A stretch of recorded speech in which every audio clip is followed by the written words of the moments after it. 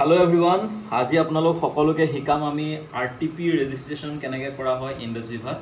প্ৰথম আপুনি গুগলত যাব, গুগলত গৈ ভাইব্ৰেণ্ট ভিভা যদি আপুনি সাৰ্চ কৰে তেতিয়া হলে ইয়াত এটা অপশন পাব। ইয়াত এটা অপশন দেখা পাইছে যেটো হৈছে ট্ৰেইনিং অপশনত আপুনি যোৱাৰ লগে লগে ইয়াত ক্লিক কৰাৰ লগে লগে ডিজিটেল আৰটিপি কাৰণে এটা আপুনি অপশন পাব। ইয়াত আপুনি ৰুবি মিট বা আমাৰ যেটো স্টাৰ 250 আৰটিপি বা ডিজিটেল আমাৰ যিখিনি আৰটিপি হয় সেই আৰটিপি ৰেজিষ্ট্ৰেচনৰ কাৰণে এটা অপশন পাব। ইয়াত আমি এতিয়া ৰেজিষ্ট্ৰেচন কৰিম star 500 and above RTP. Star 500 and above RTP আমি ৰেজিষ্ট্ৰেচন কৰিম আৰু ইয়াত যদি আপুনি যায় তললৈ যোৱাৰ লগে লগে দেখা পাব আমাৰ 29 আৰু 30 তাৰিখে আৰটিপি আছে আৰু সেই আৰটিপিৰ কাৰণে আমি ৰেজিষ্টাৰ কৰিম। ৰেজিষ্টাৰ নাও আমি কৰিলো, সিলেক্ট কৰিলো। সো ৰেজিষ্টাৰ কৰাৰ লগে লগে ইয়াত আমি আৰু এটা অপশন পাম, এখন ফৰ্ম পাম যিখন আহিব।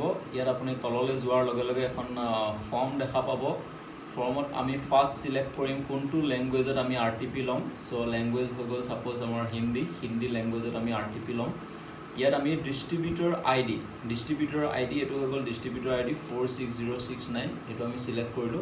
ডিস্ট্ৰিবিউটৰ আইডি সিলেক্ট কৰাৰ লগে লগে আপোনাৰ ডিস্ট্ৰিবিউটৰ নেম এণ্ড ৰেংক ইয়াত যদি আপুনি চাই ডিস্ট্ৰিবিউটৰ আইডি প্লাস ৰেংক সকলোখিনি ডিটেইলছ ইয়াত আহি গৈছে। সো ইয়াত আহি যোৱাৰ লগে লগে আমি যদি তললৈ যাওঁ তেতিয়া হলে আমি পাৰ্টিসিপেন্টস কোনে কোনে পাৰ্টিসিপেট কৰিব হেতু সিলেক্ট কৰিব লাগিব। অনলি ডিস্ট্ৰিবিউটৰ হয়নে অনলি কো এপ্লিকেন্ট নে বোথ আমি সিলেক্ট কৰিলো সাপোজ অনলি ডিস্ট্ৰিবিউটৰ। সো কাৰোবাক যদি এড কৰিবলগীয়া থাকে এক্সট্ৰা তেতিয়াহলে আপুনি এড কৰিব পাৰে। এতিয়া আমি দিম ইউপিআই আইডি নাম্বাৰ যেটো আমাক দৰকাৰ হ'ব। সো ইউপিআই আইডি নাম্বাৰ হৈ গ'ল এটো আমাৰ ইউপিআই আইডি নাম্বাৰ আছে।